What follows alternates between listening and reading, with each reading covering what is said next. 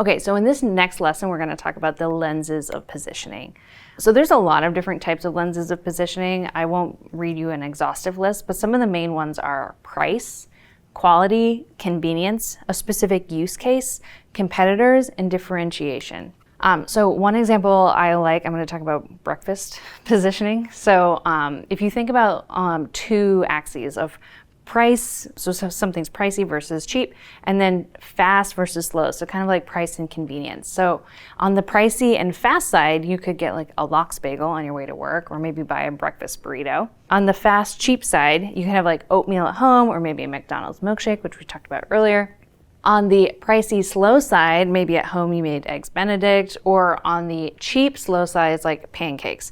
So on these kind of axes, you can think about how are these different breakfasts or products positioned. So it's really good to kind of try to do some brainstorming on different lenses. And so, like I said, price is cheap. So one example is if you shop at Whole Foods, the 365 brand is the generic, cheaper version of products. It's still very expensive. Quality, I like to think of Tesla as being really positioned as high quality. They started high end and they're working their way down market. Then there's positioning of specific use cases. So for example, the iPhone is positioned as a smartphone, but it does a whole lot more with all these apps. In fact, I feel like calling people is the thing I use it at least for. And then competitors is another lens of positioning. So bookshop.org is a company that I like, and they position themselves as the rebel alliance to Amazon's empire. And it kind of makes you resonate with that positioning and makes you want to purchase from them.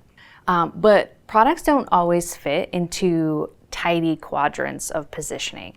And so I think some popular products that were hard to position at their beginning are really interesting to think about. So Notion, for example, it's kind of like Google Docs with a database and a project manager. I've even seen it used for landing pages. Then there's Airtable. It's kind of a database with a front end, but a data scientist would never use Airtable for a database. Intercom, it's live chat, but they have email marketing, which is kind of like MailChimp. Their customer support, kind of like Zendesk, really difficult to position that company across a lot of categories. And then another product I really like is Loom. Not quite video editing software like ScreenFlow, but it's not quite video conferencing like Zoom, and it's not quite video hosting like Vimeo. So it kind of fits, all these products were hard to position at the beginning and they don't really fit in this like clean, square, tidy quadrant. So to brainstorm positioning, start by mapping out the industry across two lenses or a couple of axes that you can think about. Perhaps price and convenience, but you may want to experiment and think about it.